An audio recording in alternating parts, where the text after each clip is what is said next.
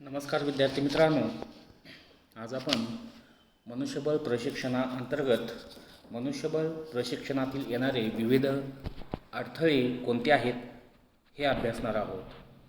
Friends, आपण मागील लेक्चरमध्ये प्रशिक्षणाच्या विविध पद्धती आपण अभ्यासलेल्या आहेत.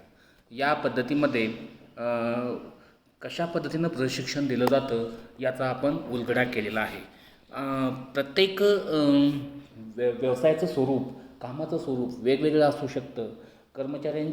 कर्मचाऱ्यांची शैक्षणिक पात्रता, योग्यता, क्षमता ह्या वेगवेगळ्या असतात आणि या सर्वाचा विचार करून योग्य त्या प्रशिक्षणाची निवड करणं गरजेचं असते.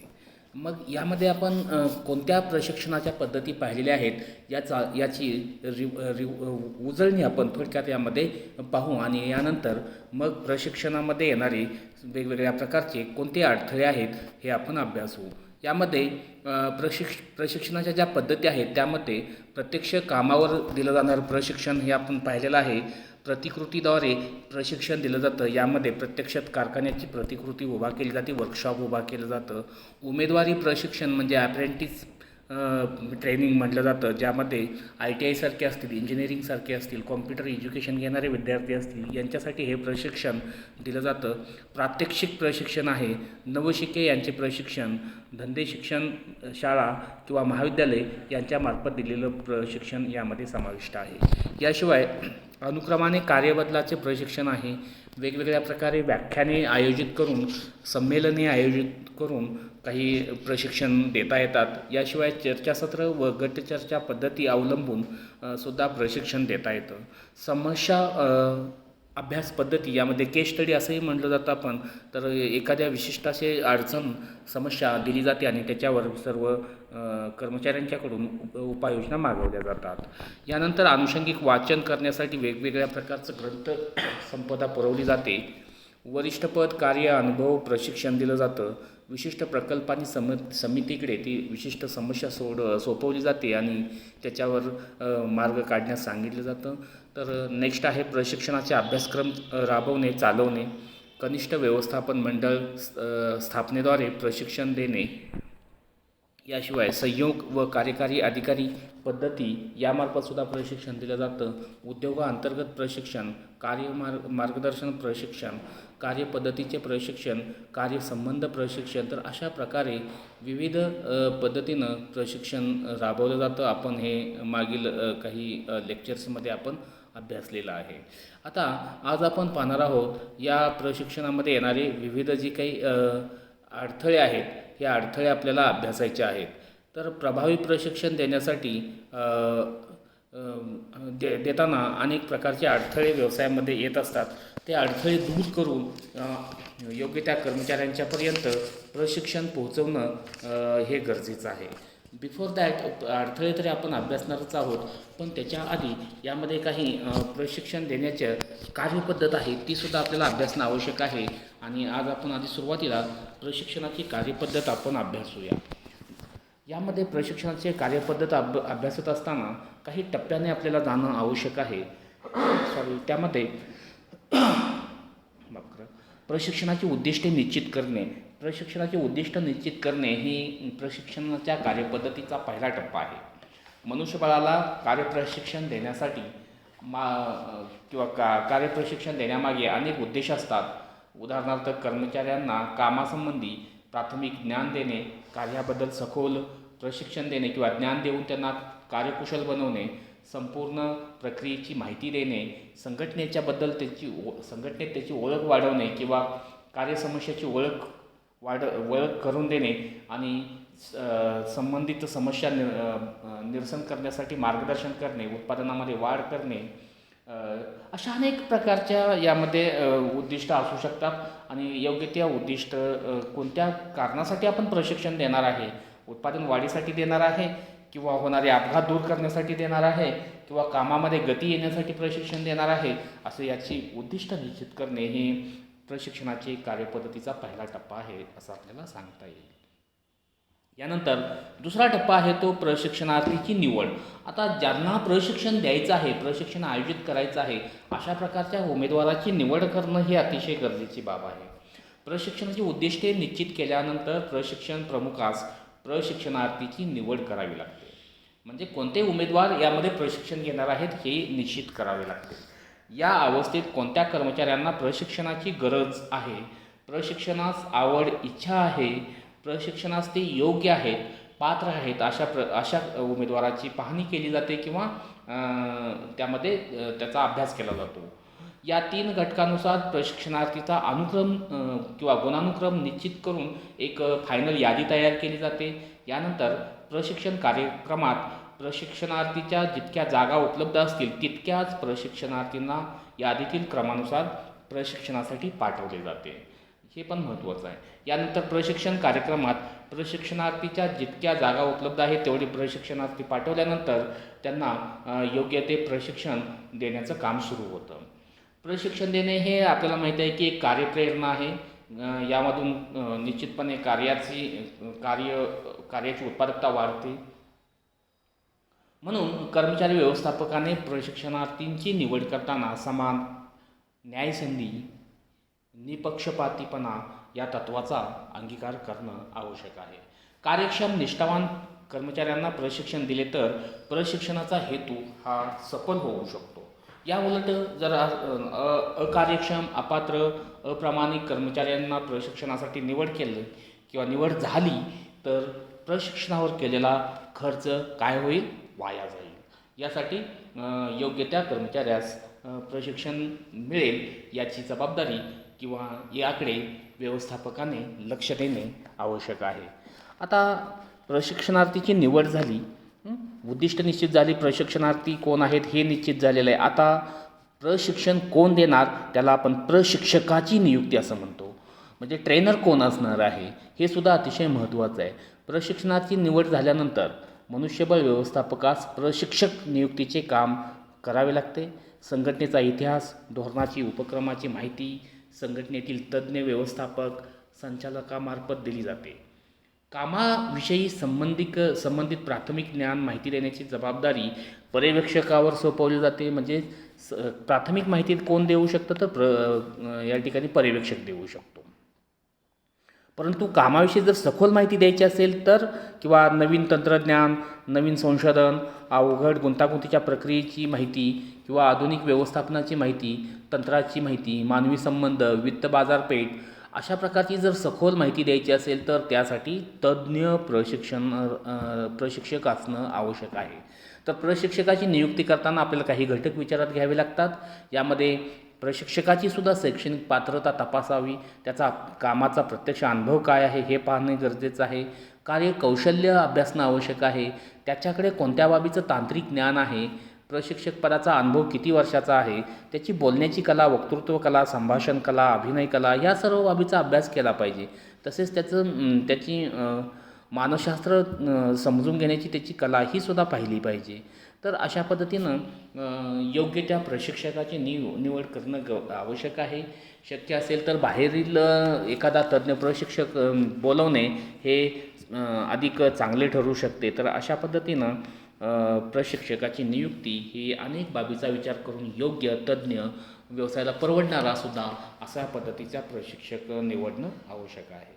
यानंतर जो पुढला मुद्दा आहे तो प्रशिक्षण देण्याच्या कामामध्ये प्रशिक्षणाचा अभ्यासक्रम ठरवणे.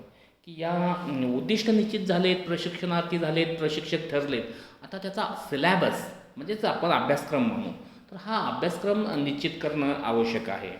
तर अभ्यासक्रम कोणता असावा, कसा असावा याची पण निश्चिती करावी लागते. तर प्रशिक्षण प्रमुखास पहिला अभ्यासक्रम निश्चितीचं हे प्राथमिक कार्य करावं लागेल आणि मग यासाठी संस्था व्यवस्थापनाशी विचारविनिमय करून त्यांचं उद्दिष्ट पाहून याचा अभ्यासक्रम निश्चित करणं आवश्यक आहे. प्रशिक्षण अभ्यासक्रम निश्चितीचं कार्य हे निश्चितच अवघड आहे, किचकट आहे. त्यामुळे एक कुशलतापूर्वक, अभ्यासपूर्वक अशा पद्धतीनं प्रशिक्षणाचा अभ्यासक्रम निवडावा लागेल. तो सोप्या भाषेत असावा, समजण्यास सुलभ असावा आणि स्पष्ट, निसंदिग्ध, लवचिक, परिपूर्ण अशा पद्धतीनं तो अभ्यासक्रम असावा. अभ्यासक्रमामध्ये कार्याशी संबंधित सर्व बाबी समाविष्ट असाव्यात. अनावश्यक बाबी अभ्यासक्रमामध्ये समाविष्ट असू नयेत. तत्सम संस्थांमधील प्रशिक्षण अभ्यासक्रम विचारात घेऊन स्वतःच्या संस्थेतील शिक्षण अभ्यासक्रम किंवा प्रशिक्षण अभ्यासक्रम हे निश्चित करणं योग्य ठरू शकतं. प्रशिक्षण प्रकारानुसार प्रशिक्षण अभ्यासक्रमाच्या स्वरूपामध्ये बदल असावा. तर एक अशा पद्धतीनं अभ्यासक्रम ठरवणं हे अत्यंत आवश्यक आहे. याशिवाय प्रशिक्षणार्थीच्या गरजा, शंका, अपेक्षा पूर्ण करणारासुद्धा अभ्यासक्रम असणं आवश्यक आहे. प्रशिक्षणार्थींना कार्यतज्ञ, कार्यकुशल बनवू शकेल, मार्गदर्शक ठरेल असा अभ्यासक्रम असावा. तर अभ्यासक्रमाच्या बाबतीत काही की पॉईंट्स आपण लक्षात ठेवणं आवश्यक आहे. नेक्स्ट आहे प्रशिक्षण पद्धती व प्रशिक्षण साहित्य निश्चिती. आता प्रशिक्षणाच्या विविध पद्धती आपण 20-21 पद्धती आपण मागील काही स्लाईड्समध्ये, मागील लेक्चरमध्ये अभ्यासलेल्या आहेत. तर यापैकी योग्य अशी पद्धती निवडणं अत्यंत आवश्यक आहे. अनेक पद्धती जरी असल्या तरी प्रत्यक्ष योग्य पद्धत लागू कोणती आहे हे पाहणं व्यवस्थापकाचं काम आहे. उदाहरणार्थ प्रत्यक्ष कामावर प्रशिक्षण, प्रतिकृतीद्वारे प्रशिक्षण, उमेदवारी प्रशिक्षण, प्रात्यक्षिक प्रशिक्षण, कार्यबदलाद्वारे प्रशिक्षणे, व्याख्याने, संमेलने, चर्चासत्रे, गटचर्चा, समस्या अभ्यास पद्धती, भूमिका वटवणे, वरिष्ठ पदाचा अनुभव, अशा आपण एकूण 21 प्रशिक्षणाच्या पद्धती आपण अभ्यासलेल्या आहेत. तर या प्रशिक्षण प्रमुखास यापैकी कोणत्या प्रशिक्षणार्थीला कोणतं प्रशिक्षण द्यायचं आहे याचा निर्णय घ्यावा लागतो. प्रशिक्षणाची परिणामकारकता बऱ्याच अंशी प्रशिक्षण पद्धतीच्या अचूक निवडीवर अवलंबून असते. प्रशिक्षण पद्धतीची निवड करताना प्रशिक्षण पद्धत निवडताना काही गोष्टी आपल्याला लक्षात घ्याव्या लागतात. उदाहरणार्थ प्रशिक्षणार्थीचे शिक्षण काय आहे, कार्यकौशल्य त्याच्याकडे कोणता आहे, कार्याचा अनुभव कसा आहे, तांत्रिक ज्ञान त्याचं लक्षात घेतलं पाहिजे, अधिकारात पद कोणतं आहे, संख्या, प्रशिक्षण प्रकार, संस्थेची आर्थिक स्थिती काय आहे, व्यवस्थापनाचे मत, प्रशिक्षकाची उपलब्धता, प्रशिक्षण साहित्याची उपलब्धता या बाबीचा विचार करणं गरजेचं आहे. आता प्रशिक्षण साहित्य म्हणजे काय, तर त्यासाठी ज्या माध्यमातून प्रशिक्षण दिलं जातं त्याला प्रशिक्षण साहित्य म्हणू आपण. तर प्रशिक्षण साहित्याचा सुयोग्य उपयोगामुळे प्रशिक्षणाची अचूकता व परिणामकारकता वाढलेली आपल्याला दिसून येते. प्रशिक्षण साहित्याच्या उपयोगाने अवघड विषय हा सोपा करून शिकवता येतो. प्रशिक्षण साहित्यामुळे प्रशिक्षणार्थींना अवघड गुंतागुंतीच्या विषयाचे लवकर आकलन होऊ शकते. प्रशिक्षणार्थीचा आत्मविश्वास व मनोबलसुद्धा वाढू शकतो. याशिवाय जे काही प्रशिक्षणार्थी आहेत त्यांचा वेळ वाचू शकतो. त्यामुळे प्रशिक्षणाचे अनेक साधने उपलब्ध असल्याचे आपल्याला दिसून येतात. तर यामध्ये फळा असेल किंवा आलेखचित्र असतील, नकाशे असतील, स्लाईड्स असतील, व्हिडिओ गेम्स असतील, फिल्म असतील, रेडिओ, TV, फोटो, प्रतिकृती, गणिती सूत्रे, अशा अनेक किंवा रोल प्लेईंग इत्यादीपैकी कोणत्याही आवश्यक असणाऱ्या साहित्याची निवड प्रशिक्षकाने कुशलतापूर्वक आणि अतिशय कौशल्याने करावी. म्हणजे काय होईल की जो प्रशिक्षणाचा जो पहिला आपला उद्दिष्ट आहे ते ठरवलेलं आहे ते सफल होऊ शकतं. यानंतर पुढला टप्पा यानंतर आहे की प्रशिक्षण कार्यक्रमाची आखणी करणे. म्हणजे आपण आपल्या भाषेमध्ये टाइमटेबल तयार करणे असं म्हणू शकतो. ती झाल्यानंतर एका कार्यक्रमाची किंवा टाइमटेबल तयार करावं लागतं. यासाठी तो व्यवस्थापकाशी विचारविनिमय करून तो टाइमटेबल व्यवस्थापक निश्चित करतो किंवा प्रशिक्षण देणारी व्यक्ती निश्चित करते किंवा ज्याच्यावर जबाबदारी आहे ती व्यक्ती निश्चित करते. यामध्ये प्रथम प्रशिक्षणाचे ठिकाण, वेळ, कालावधी हा निश्चित केला जातो. हे करताना प्रशिक्षणार्थीची सोय मते विचारात घेतली जावीत. प्रशिक्षण प्रकारावर प्रशिक्षण कार्यक्रमाचा हा कालावधी अवलंबून असू शकतो. उदाहरणार्थ कार्यासंबंधी प्राथमिक ज्ञान देण्याविषयीचा हा जो काही प्रशिक्षणाचा भाग आहे तो 2 तासाचा असू शकतो किंवा 1-2 तासाचा असेल किंवा एका दिवसाचा असेल. तर कार्याचे जर सखोल ज्ञान द्यायचे असेल तर तो महिन्याचा किंवा 15 दिवसाचा सुद्धा कालावधी असू शकतो. या अवस्थेत प्रशिक्षणाची सविस्तर कार्यक्रमपत्रिका, वेळापत्रक तयार करणं गरजेचं आहे.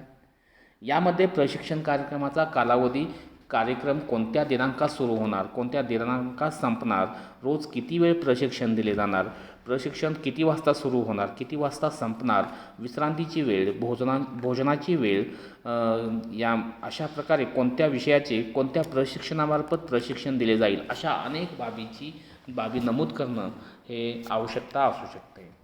याशिवाय प्रशिक्षण कार्यक्रम निश्चित करताना योग्य ती लवचिकता ठेवावी लागेल. प्रशिक्षणाची कार्यक्रम पत्रिका किमान 15 दिवस तरी आधी निश्चित करून संबंधितांना पाठवणं गरजेचं आहे. आणि मग जर प्रशिक्षणाचं वेळापत्रक कार्यक्रम पत्रिका निश्चित असेल, अचूक असेल, तर प्रशिक्षण कार्यक्रमाची निश्चिती प्रभावी होऊ शकते. अशा पद्धतीनं ही एक प्रभावी टाईमटेबल आपल्याला निश्चित करून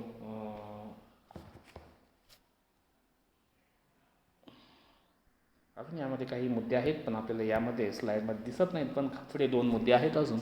की नेक्स्ट नंबर आहे तो पाठपुरावा. पाठपुरावा करणं त्याच्यापूर्वी प्रशिक्षण कार्यक्रमाची प्रभावी अंमलबजावणी. आता आपण पाहिलं की कार्यक्रमाची आखणी करणे म्हणजे काय आहे की आपण पाहिलं की एक टाईमटेबल ठरवणे. टाईमटेबल ठरवताना कोणत्या बाबी आवश्यक आहेत त्या पाहिल्या. आता प्रशिक्षण कार्यक्रमाची प्रभावी अंमलबजावणी करताना कोणत्या बाबी आवश्यक आहेत ह्यासुद्धा आपल्याला पाहावी लागेल. कारण ज्या पद्धतीनं टाईमटेबल ठरवलेलं आहे त्या टाईमटेबलप्रमाणे कार्यक्रमाची अंमलबजावणी होणं आवश्यक आहे. जर तशी होत नसेल तर केलेल्या कामास महत्त्व राहणार नाही. त्यामुळे प्रशिक्षण कार्यक्रमाच्या प्रत्येक अंमलबजावणीस या अवस्थेत प्रारंभ झालेला दिसून येतो, म्हणजे 7व्या टप्प्यामध्ये. प्रशिक्षण कार्यक्रम वेळापत्रकाप्रमाणे संबंधित प्रशिक्षणाची कार्यवाही करणे या अवस्थेमध्ये अपेक्षित आहे. प्रशिक्षण प्रमुख प्रशिक्षण अभ्यासक्रमाचे प्रशिक्षण कार्यक्रमामध्ये समान विभाजन करतो. प्रशिक्षण साहित्याचा उपयोग करून प्रशिक्षकांनी त्या साहित्याचा उपयोग करून प्रशिक्षणाची परिणामकारकता वाढवलीसुद्धा पाहिजे. प्रशिक्षकांनी स्पष्टीकरण, उदाहरणे, प्रात्यक्षिके या माध्यमातून विषय हा सोप्या पद्धतीनं समजावून सांगितला पाहिजे. कर्मचाऱ्यांना समजेल अशा सोप्या भाषेत कार्याची ओळख करून दिली पाहिजे. प्रशिक्षकांनी विषयाचा सखोल अभ्यास करून व तयारी करून मग प्रशिक्षणांना प्रशिक्षण द्यावे. शिकवण्याच्या तंत्राचा, कलाचा योग्य वापर केला तर निश्चितपणे प्रशिक्षणार्थींना सर्व बाबी समजून घेतील. यानंतर काही कामाचे किंवा काही प्रशिक्षणाचे प्रात्यक्षिकसुद्धा करून दाखवणं आवश्यक आहे. कार्यातल्या अडचणी, समस्या सांगून त्या दूर करण्याचे उपाय कोणते आहेत हे सांगणंसुद्धा आवश्यक आहे. याशिवाय कार्यातील धोके, अपघाताची कल्पना, यंत्र, माल, हाताळणी इत्यादीसुद्धा माहिती देणं गरजेचं आहे. प्रशिक्षणार्थीच्या काही शंका, आक्षेप किंवा प्रश्न असतील तर त्या प्रश्नाला सविस्तर उत्तरंसुद्धा देणं आवश्यक आहे. प्रशिक्षणार्थींना प्रत्यक्ष कार्य करण्याची संधीसुद्धा देणं गरजेचं आहे. तर या पद्धतीनं या कार्यक्रमाची प्रभावी अंमलबजावणी कशी करता येईल इकडे लक्ष देणं गरजेचं आहे. आता यानंतर पुढं आहे पाठपुरावा करणे, म्हणजे फॉलोअप घेणं. म्हणजे काय की कोणत्याही अडचणी येतात आणि अडचणी येत असतील तर त्या दूर करणे आणि कार्यक्रम सुरळीतपणे राबवणे. तर अशा पद्धतीनं पाठपुरावासुद्धा करणं आवश्यक आहे. का तर प्रशिक्षण कार्यक्रमाची फक्त प्रभावी अंमलबजावणी करून प्रशिक्षण प्रमुखाची यातून जबाबदारीची मुक्तता होणार नाही, तर ते या प्रशिक्षण शिबिरात प्राप्त झालेल्या ज्ञानाचा उपयोग प्रशिक्षणार्थी प्रत्यक्ष कार्य करताना होतो का नाही हे सुद्धा अभ्यासले पाहिजे, बघितले पाहिजे. या अंतर्गत प्रशिक्षण प्रमुखाने प्रशिक्षणार्थींना प्रशिक्षण कार्यक्रमात शिकवलेल्या, सांगितलेल्या ज्ञानाच्या, कार्यकौशल्याचा प्रत्यक्ष कार्य करताना उपयोग करण्यासाठी प्रोत्साहित केले पाहिजे. काही प्रशिक्षणार्थी प्रशिक्षणाअंतर्गत केलेले कार्य मार्गदर्शनाप्रमाणे करत नसतील तर त्यांच्याशी संपर्क साधून विचारविनिमय करून काही त्यांच्या शंका, आक्षेप असतील तर त्या जाणून घ्याव्यात, त्यांना मार्गदर्शन करावं आणि त्यांच्या शंका दूर कराव्यात आणि त्यांनी ते प्रशिक्षण मध्ये शिकवलेल्या बाबी वापरण्यासाठी त्यांना प्रोत्साहित करावं.